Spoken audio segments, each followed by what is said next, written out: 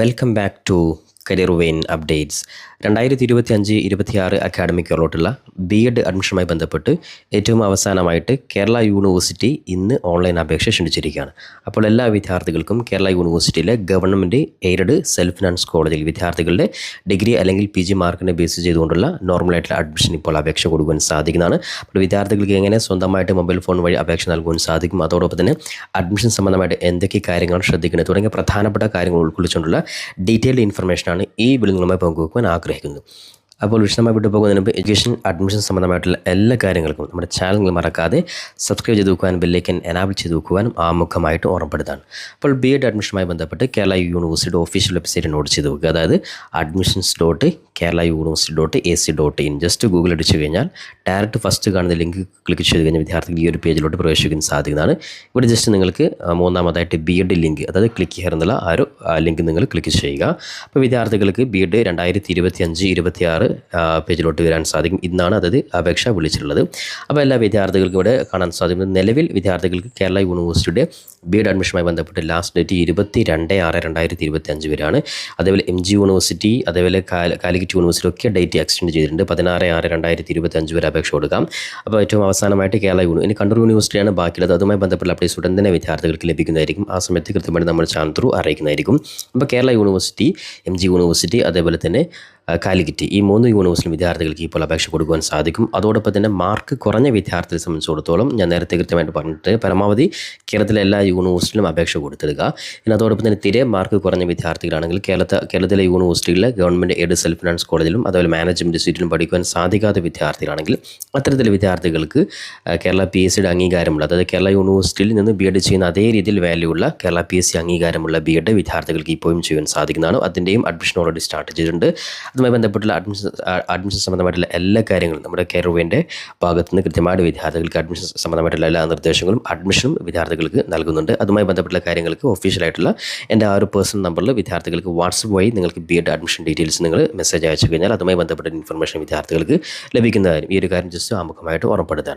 ഇനി വിദ്യാർത്ഥി സംബന്ധിച്ചിടത്തോളം BEd അഡ്മിഷൻ കേരള യൂണിവേഴ്സിറ്റി നമുക്ക് നോക്കാം. അതിനായിട്ട് ആമുഖമായിട്ട് ശ്രദ്ധിക്കുക, ലാസ്റ്റ് ഡേറ്റ് ശ്രദ്ധിക്കുക 22/6/2025 വരെയുണ്ട്. അപ്പോൾ വിദ്യാർത്ഥികൾ തിരക്ക് പിടിച്ച് അപേക്ഷ കൊടുത്തുകൊണ്ട് നിങ്ങൾ മിസ്റ്റേക്ക് വരുത്തരുത്. അപ്പോൾ എല്ലാ കാര്യങ്ങളും കൃത്യമായിട്ട് മനസ്സിലാക്കിയതിന് ശേഷം മാത്രം നിങ്ങൾ അപേക്ഷ കൊടുക്കുക. അപ്പോൾ അതുമായി ബന്ധപ്പെട്ട് നമുക്ക് ഓരോ കാര്യങ്ങളും സ്റ്റെപ്പ് ബൈ സ്റ്റെപ്പായിട്ട് നമുക്ക് പരിശോധിക്കാം. അപ്പോൾ ഒന്നാമതായിട്ട് വിദ്യാർത്ഥികൾ അപേക്ഷയിലോട്ട് ഡയറക്റ്റ് പോകുന്നതിന് മുമ്പ് വിദ്യാർത്ഥികൾ പ്രോസ്പെക്ട്സ് കൃത്യമായിട്ട് ഡൗൺലോഡ് ചെയ്ത് നമുക്ക് ഓരോ കാര്യങ്ങൾ നോക്കാം. അതിനായിട്ട് ജസ്റ്റ് ഫസ്റ്റ് ഓപ്ഷൻ ക്ലിക്ക് ചെയ്യുന്നത്, അതായത് ഓൺലൈൻ അഡ്മിഷൻ പ്രോസ്പെക്ട്സ്, ജസ്റ്റ് വിദ്യാർത്ഥികൾ ലിങ്ക് വഴി നിങ്ങൾ നിർബന്ധമായും പ്രോസ്പെക്ട്സ് നിങ്ങൾ ഡൗൺലോഡ് ചെയ്ത് വെക്കുക. അപ്പോൾ ഈ ഒരു പ്രോസ്പെക്ട്സിലെ എല്ലാ കാര്യങ്ങളും A to Z കാര്യങ്ങൾ ഈ പ്രോസ്പെക്ട്സ് കൃത്യമായിട്ട് കൊടുത്തിട്ടുണ്ട്. അതായത് ഗവൺമെൻറ് എയ്ഡഡ് സെൽഫ് ഫിനാൻസ്, അതേപോലെ ടീച്ചർ എഡ്യൂക്കേഷൻ സെൻറ്റർ, എന്നിങ്ങനെ 4 കാറ്റഗറികളായിട്ടാണ് ഓരോ യൂണിവേഴ്സിറ്റികളിലും കോളേജസ് ഉള്ളത്. അപ്പോൾ അതുകൊണ്ട് തന്നെ ഗവൺമെൻറ് എയ്ഡഡ് സെൽഫ് ഫിനാൻസ്, അതായത് ടീച്ചർ എഡ്യൂക്കേഷൻ സെൻറ്റർ ഉൾപ്പെടെയുള്ള എല്ലാ കോളേജസിലും വിദ്യാർത്ഥികൾക്ക് ഇപ്പോൾ അപേക്ഷ കൊടുക്കാൻ സാധിക്കും. അതിൽ ഗവൺമെൻറ് എയ്ഡഡ് കോളേജിൽ മാത്രമാണ് വിദ്യാർത്ഥികൾക്ക് ഫീസ് ഇല്ലാതെ ജസ്റ്റ് നോർമൽ ആയിട്ടുള്ള എക്സാം ഫീസ് മാത്രം കൊടുത്ത് പഠിക്കാൻ സാധിക്കുക. ബാക്കിയുള്ള കോളേജിൽ കഴിഞ്ഞ വീഡിയോയിലൊക്കെ പറഞ്ഞതുപോലെ തന്നെ മറ്റു യൂണിവേഴ്സിറ്റിയിൽ അതേ രീതിയിൽ തന്നെ സെൽഫ് ഫിനാൻസ് ഉൾപ്പെടെയുള്ള കോളേജിലൊക്കെ വിദ്യാർത്ഥികൾ ഓരോ സെമസ്റ്റർ നിശ്ചിത ഫീസ് കൊടുത്ത് വിദ്യാർത്ഥികൾ പഠിക്കേണ്ടതുണ്ട്. അതോടൊപ്പം തന്നെ മാനേജ്മെൻറ്റ് കോട്ടയിൽ വിദ്യാർത്ഥി ശ്രദ്ധിക്കുക, ഓൺലൈൻ അപേക്ഷയോടൊപ്പം തന്നെ സെപ്പറേറ്റ്, അതായത് സെൽഫ് ഫിനാൻസ് അതേപോലെ തന്നെ യൂണിവേഴ്സിറ്റി ടീച്ചർ എഡ്യൂക്കേഷൻ സെൻറ്ററിലെ വിദ്യാർത്ഥി സെപ്പറേറ്റ് ആയിട്ടുള്ള അപേക്ഷ കൂടി കൊടുക്കണം. ഈ ഒരു കാര്യം പ്രത്യേകം ശ്രദ്ധിക്കുക. ഇനി അതുമായി ബന്ധപ്പെട്ട് ഓരോ കാര്യങ്ങളും ഇവിടെ റിസർവേഷൻ ഉൾപ്പെടെയുള്ള കാര്യങ്ങൾക്ക് ഇവിടെ കൃത്യമായിട്ട് കൊടുത്തിട്ടുണ്ട്. കൂടാതെ വിദ്യാർത്ഥികൾക്ക് ഓരോ കാര്യങ്ങളും ഈ ഒരു പ്രോസ്പെക്ട്സ് ഡൗൺലോഡ് ചെയ്ത് കഴിഞ്ഞാൽ എലിജിബിലിറ്റി പ്രധാനമായിട്ടും ശ്രദ്ധിക്കേണ്ട കാര്യം, പല വിദ്യാർത്ഥികളും സംശയമാണ് ഓരോ സബ്ജക്റ്റിൻ്റെയും എലിജിബിലിറ്റി. അപ്പോൾ ഇവിടെ നിങ്ങൾ കാണാൻ സാധിക്കും ഇംഗ്ലീഷ് BEd ഇംഗ്ലീഷ് ആണെങ്കിൽ BA ഡിഗ്രി ഇംഗ്ലീഷ് ലാംഗ്വേജ്, സ്വാഭാവികമായിട്ടും ജസ്റ്റ് ഡിഗ്രി ഇംഗ്ലീഷ് ലാംഗ്വേജ് ആയിരിക്കണം. 50% മാർക്ക്, ഓൾമോസ്റ്റ് എല്ലാ ഡിഗ്രിയും മിനിമം 50% മാർക്കോട് പാസ്സായിരിക്കണം. അപ്പോൾ English BEd, Malayalam BEd qualification, Hindi, Arabic, Tamil, സംസ്കൃതം, ഇത്രയും ലാംഗ്വേജ് വിഭാഗം BEd ആണ് കേരള യൂണിവേഴ്സിറ്റി ഉള്ളത്. പിന്നെ മറ്റു സബ്ജക്റ്റുകളിലെ BEd mathematics, physical science, natural science, social science, geography, അതേപോലെ കൊമേഴ്സ്, ഇത്രയും സബ്ജക്റ്റുകളാണ് BEd പ്രൊവൈഡ് ചെയ്യുന്നത്. അപ്പോൾ ഓരോ BEdൻ്റെയും എലിജിബിലിറ്റി വിദ്യാർത്ഥി കൃത്യമായിട്ട് മനസ്സിലാക്കി വെക്കുക. ഇനി അതോടൊപ്പം തന്നെ വെയിറ്റേജ് ഡീറ്റെയിൽസ്, മറ്റ് അഡീഷണൽ ആയിട്ടുള്ള കാര്യങ്ങൾ കൂടെ കൃത്യമായിട്ട് പറഞ്ഞിട്ടുണ്ട്. ഇനി അതോടൊപ്പം തന്നെ ഇനി എങ്ങനെ അപേക്ഷ കൊടുക്കാൻ സാധിക്കും. അപ്പോൾ നമ്മൾ ഓൾറെഡി രജിസ്ട്രേഷൻ ഡയറക്റ്റ് പോകുന്നതിന് മുമ്പ് ഇവിടെ കൃത്യമായിട്ട് പ്രോസ്പെക്ട്സിൽ കൃത്യമായിട്ട് കാര്യങ്ങൾ പറഞ്ഞിട്ടുണ്ട്. അപ്പോൾ ഒന്നാമതായിട്ട് ഹൗ ടു അപ്ലൈ ചെയ്തിൽ ഒന്നാമത്തെ സ്റ്റെപ്പ്, അതായത് ജസ്റ്റ് ആപ്ലിക്കേഷൻ നമ്പറും പാസ്വേഡും ക്രിയേറ്റ് ചെയ്യലാണ്. അപ്പോൾ അത് നമുക്ക് ജസ്റ്റ് ലൈവായിട്ട് നമുക്ക് നോക്കാം. അപ്പോൾ പാസ്വേഡ് എന്ന് പറയുമ്പോൾ നിങ്ങളുടെ ഡേറ്റ് ഓഫ് ബർത്ത് തന്നെയായിരിക്കും. ഈ കാര്യം പ്രത്യേകം ശ്രദ്ധിക്കുക. അതിനുശേഷം അടുത്ത സ്റ്റെപ്പിൽ വിദ്യാർത്ഥികൾ ജസ്റ്റ് നോർമൽ ആയിട്ടുള്ള കാര്യങ്ങൾ മാത്രമാണുള്ളൂ. അതായത് നിങ്ങളുടെ പ്രൊഫൈൽ ഡീറ്റെയിൽസ് ആണ്. ജസ്റ്റ് നിങ്ങളുടെ നെയിം, അതേപോലെ ഡേറ്റ് ഓഫ് ബർത്ത്, ജെൻഡർ, ഇത്തരത്തിൽ ജസ്റ്റ് അഡ്രസ്സ് ഉൾപ്പെട്ട കാര്യങ്ങൾ ജസ്റ്റ് നിങ്ങൾ പ്രൊഫൈൽ ഡീറ്റെയിൽസ് ജസ്റ്റ് ടൈപ്പ് ചെയ്ത് കൊടുക്കുന്നു.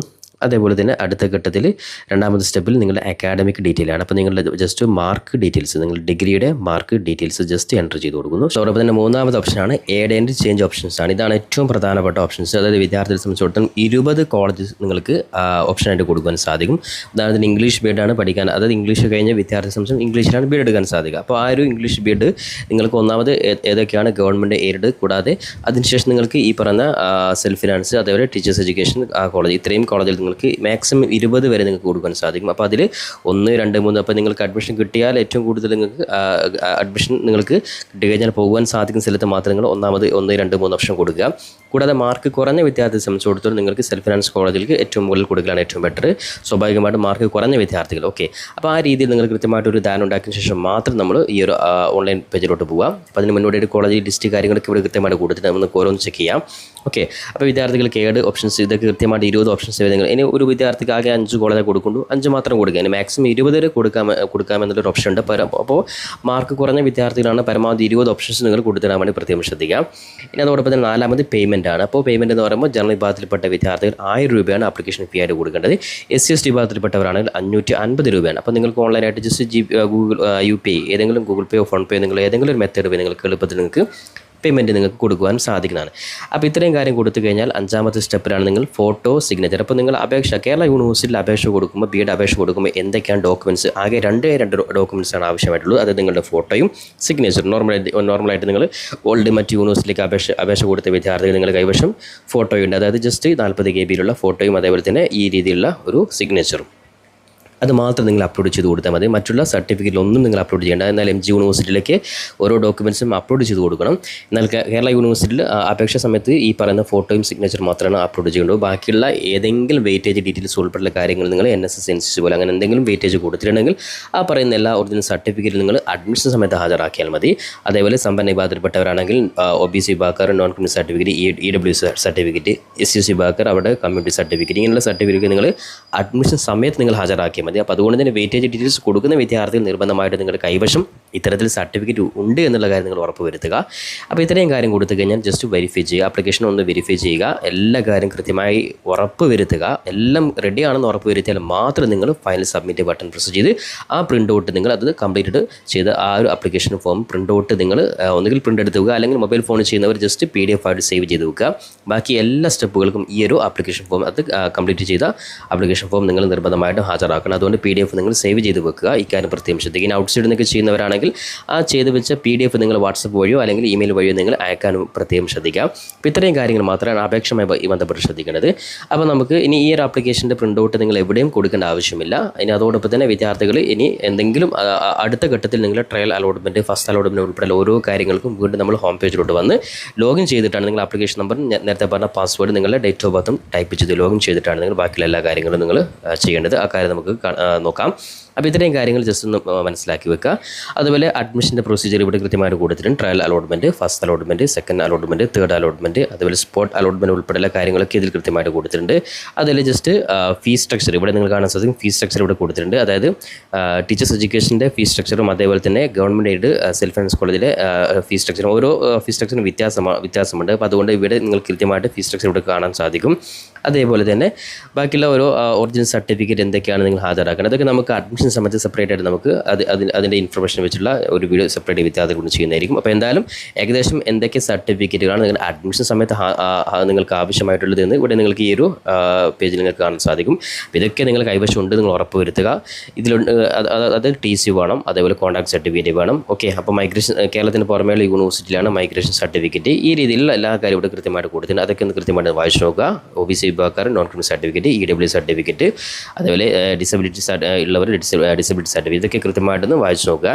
അപ്പോൾ എല്ലാ കാര്യങ്ങളും കൃത്യമായിട്ട് മനസ്സിലാക്കിയതിന് ശേഷം നിങ്ങൾക്ക് ജസ്റ്റ് സ്ക്രോൾ ചെയ്ത് കഴിഞ്ഞാൽ നമുക്ക് അടുത്ത പേജിൽ ഇവിടെ കോളേജ് ലിസ്റ്റ് ഇവിടെ കാണാൻ സാധിക്കും. ഇവിടെയാണ് നിങ്ങളൊരു പേപ്പറും അതേപോലെ പെന്നും എടുത്ത് വെക്കുക. അപ്പോൾ ഓരോ കോളേജും നിങ്ങൾക്ക് 20 ഓപ്ഷൻസ് നിങ്ങൾ ഏതൊക്കെയാണ് കൊടുക്കുന്നുള്ളത് കൃത്യമായിട്ടുള്ള ധാരണ നിങ്ങൾ ഉണ്ടാക്കി വെക്കുക. എന്നാൽ എല്ലാ കോളേജിലും എല്ലാ സബ്ജക്റ്റുകളും ഉണ്ടാവണമെന്നില്ല. ഉദാഹരണത്തിന് ഹിന്ദി ബി എഡ് ആണ്, അല്ലെങ്കിൽ ഈ രീതിയിൽ അറബിക് ബി എഡ് ആണ്, അല്ലെങ്കിൽ മറ്റുള്ള സംസ്കൃത് ബി എഡ് ആണ്, അങ്ങനെയുള്ള ബി എഡ് ഒക്കെ പഠിക്കുന്നവരാണെങ്കിൽ എല്ലാ കോളേജസിലും ബി എഡ് ഇല്ല. അപ്പോൾ അതുകൊണ്ട് തന്നെ കൃത്യമായിട്ട് എഴുതി വെച്ചിട്ട് നിങ്ങളുടെ സബ്ജക്റ്റുള്ള ബി എഡ് നിങ്ങൾ 1, 2 ഏതാണ് നിങ്ങൾ കൊടുക്കാൻ ആഗ്രഹിക്കുന്നത് ആ രീതിയിൽ നിങ്ങൾ കൃത്യമായിട്ട് എഴുതി വെക്കുക. ഇവിടെ കാണാൻ സാധിക്കും ഒന്നാമതായിട്ട് കേരള യൂണിവേഴ്സിറ്റിയിലെ ഒന്നാമത്തെ കോളേജ് ഗവൺമെൻറ് കോളേജ്. അതേപോലെ ഈ ഒരു ഒന്നാമത്തെ ഈ ഒരു തൈക്കാടിലെ ഗവൺമെൻറ് കോളേജിൽ 50 സീറ്റാണുള്ളത്. അതേപോലെ വർക്കല, അതേപോലെ ഇവിടെ നിങ്ങൾക്ക് കാണാൻ സാധിക്കും കോളേജ് കാറ്റഗറി ഗവൺമെൻറ് എയ്ഡഡ്, അതേപോലെ സെൽഫ് ഫിനാൻസ്. അപ്പോൾ അത് ശ്രദ്ധിക്കുക, ഗവൺമെൻറ് എയ്ഡഡ് മാത്രമാണ് ഫീസ് ഇല്ലാതെ പഠിക്കാൻ സാധിക്കും. ഇക്കാര്യം പ്രത്യേകം ശ്രദ്ധിക്കുക. അപ്പോൾ ഓരോ കോളേജിലും ടോട്ടൽ ചില കോളേജിൽ 50 സീറ്റിന്, ചില കോളേജിൽ ടോട്ടൽ 100 സീറ്റുണ്ട്. അപ്പോൾ അതിൽ സബ്ജക്റ്റ് വൈസ് നോക്കുമ്പോൾ ഒരു സബ്ജക്റ്റിന് 3 4 സീറ്റുകൾ മാത്രമാണ് ഉണ്ടാവുക. അതുകൊണ്ട് തന്നെ പരമാവധി നിങ്ങൾ കോളേജുകൾ നിങ്ങൾ ഓപ്ഷൻ സി ആയിട്ട് ചെയ്യാൻ വേണ്ടി പ്രത്യേകം ശ്രദ്ധിക്കുക. കാരണം 50 സീറ്റ് എന്ന് പറയുമ്പോൾ ഒരു സബ്ജക്റ്റിനല്ല, ടോട്ടൽ 5. ഇപ്പോൾ ഉദാഹരണത്തിന് ഇവിടെ നിന്ന് കാണാൻ സാധിക്കും ഈ പറയുന്ന ഒന്നാമത്തെ തൈക്കാട് കോളേജിൽ നിങ്ങൾക്ക് Malayalam, English, Hindi, Tamil, Sanskrit, mathematics, physical science, natural science, social science, geography, commerce എന്നിങ്ങനെ 11 സബ്ജക്റ്റുകളാണ് 50 സീറ്റുള്ളത്. അപ്പോൾ ഓരോ സബ്ജക്റ്റുകൾക്കും ആകെ 4-5 സീറ്റുകൾ മാത്രമാണ് ഉണ്ടാവുകയുള്ളൂ. ഈ കാര്യം പ്രത്യേകം ശ്രദ്ധിക്കുക. അതുകൊണ്ട് പരമാവധി ഓപ്ഷൻസ് കൊടുക്കാൻ വേണ്ടി ശ്രദ്ധിക്കുക. അതുപോലെ ഇത്രയും എയ്ഡഡ് കോളേജുകൾ, അപ്പോൾ ടോട്ടൽ ഗവൺമെൻറ് എയ്ഡഡ് വിഭാഗത്തിൽ 7 കോളേജിലാണ് ഈ പറയുന്ന കേരള യൂണിവേഴ്സിറ്റി ഉള്ളത്. ബാക്കി കംപ്ലീറ്റ് ഈ പറയുന്നത് നിങ്ങൾ സെമസ്റ്റർ ഫീസ് കൊടുത്ത് പഠിക്കേണ്ട കോളേജസാണ്. ഇപ്പോൾ സെൽഫ് ഫിനാൻസ് കോളേജുകൾ ലിസ്റ്റ് ഇവിടെ കൃത്യമായിട്ട് കൊടുത്തിട്ടുണ്ട്. അപ്പോൾ ഓരോ കോളേജുകളിൽ നിങ്ങൾ കൃത്യമായിട്ട് നിങ്ങൾ വായിച്ചു നോക്കുക. അതേപോലെ നിങ്ങൾക്ക് ഏറ്റവും അടുത്തുള്ള കോളേജുകൾ, അതേപോലെ നിങ്ങളുടെ സബ്ജക്റ്റുകളിലെ കോളേജിൽ ഇത് കൃത്യമായിട്ട് നിങ്ങൾ മനസ്സിലാക്കി വെക്കാൻ വേണ്ടി ഉറപ്പെടുത്തുകയാണ്. അപ്പോൾ ഇത്രയും കാര്യങ്ങൾ കൃത്യമായിട്ട് മനസ്സിലാക്കിയതിന് ശേഷം വിദ്യാർത്ഥികൾ ജസ്റ്റ് പേജിലോട്ട്, അതായത് ഹോം പേജിലോട്ട് വീണ്ടും വരിക. അപ്പോൾ നമ്മൾ ജസ്റ്റ് ബാക്കിലോട്ട് അടിച്ച് നമുക്ക് ഇവിടെ കാണാൻ സാധിക്കും ന്യൂ രജിസ്ട്രേഷൻ എന്നുള്ള ആ ഒരു ലിങ്ക് ഇവിടെ ജസ്റ്റ് ഇവിടെ കാണാൻ സാധിക്കും. അവിടെ ജസ്റ്റ് ഒന്ന് ക്ലിക്ക് ചെയ്യാം. ഓക്കെ, അപ്പോൾ നമുക്കിവിടെ ക്ലിക്ക് ചെയ്ത് കഴിഞ്ഞാൽ നമുക്ക് ഒന്നാമതായിട്ട് ഈ ഒരു പേജിലോട്ട് വന്ന് ജസ്റ്റ് വിദ്യാർത്ഥികൾക്ക് മൊബൈൽ ഫോൺ വഴി കൊടുക്കുവാൻ സാധിക്കുന്ന രീതിയിൽ വളരെ എളുപ്പത്തിലുള്ള അപേക്ഷ മാത്രമാണ്. അതുകൊണ്ട് ഇതിന് ഔട്ട്സൈഡ് പോയിട്ട് ചെയ്യേണ്ട ആവശ്യമൊന്നുമില്ല. നിങ്ങൾക്ക് ഇതിന് എളുപ്പത്തിൽ കൊടുക്കാൻ സാധിക്കും. അതിലാകെ നിങ്ങൾ ശ്രദ്ധിക്കേണ്ട കാര്യം ഫോട്ടോയും സിഗ്നേച്ചറും അപ്ലോഡ് ചെയ്യുമ്പോൾ അതേപോലെ തന്നെ നിങ്ങളുടെ പേഴ്സണൽ ഡീറ്റെയിൽസും അതേപോലെ അക്കാഡമിക് ഡീറ്റെയിൽസ് എന്ന് പറഞ്ഞാൽ നിങ്ങളുടെ ഡിഗ്രിയുടെ മാർക്ക് കൃത്യമായിട്ട് എൻ്റർ ചെയ്ത് കൊടുക്കുക. ഇനി PG അഡീഷണൽ ഉള്ളവർ ജസ്റ്റ് PD അഡീഷണൽ ആയിട്ടുള്ള ആ ഒരു സബ്ജക്റ്റ് അത് നിങ്ങൾ ജസ്റ്റ് യെസ് കൊടുക്കുക. അപ്പോൾ ഇത്തരത്തിൽ മാർക്ക് എൻ്റർ ചെയ്യുന്ന സമയത്തുള്ള അത് മാത്രം ഒന്ന് ജസ്റ്റ് ശ്രദ്ധിച്ചാൽ മതി. ബാക്കിയുള്ള കാര്യം വളരെ എളുപ്പത്തിൽ നിങ്ങൾക്ക് ചെയ്യാൻ സാധിക്കുന്ന രീതിയിൽ നിങ്ങളുടെ മൊബൈൽ ഫോൺ വഴി തന്നെ ചെയ്യാൻ സാധിക്കുന്ന സ്ട്രക്ചർ മാത്രമാണ്. അപ്പോൾ നിങ്ങൾക്ക് ഒന്നാമതായിട്ട് നെയിം ഓഫ് അപ്ലിക്കൻ്റ് SLC ബുക്കിൽ അതേ രീതിയിൽ തെറ്റ് വരുത്താതെ നിങ്ങൾ ടൈപ്പ് ചെയ്ത് കൊടുക്കുക. ജെൻഡർ, അതുപോലെ മൊബൈൽ നമ്പറും ഇമെയിൽ ഐഡിയും ഇപ്പോൾ നിങ്ങൾ മൊബൈൽ ഫോണിൽ ഉപയോഗിക്കുന്ന mobile number email I D നിർബന്ധമായിട്ട് കൊടുക്കുക. അതിലാണ് OTP ഉൾപ്പെടെയുള്ള കാര്യങ്ങൾ വരിക.